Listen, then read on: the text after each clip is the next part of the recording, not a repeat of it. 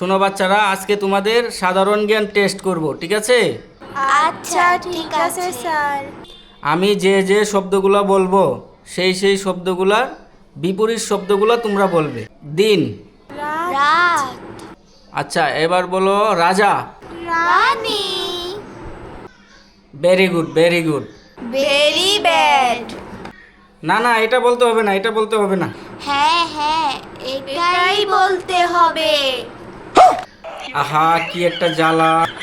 আহা কি শান্তি।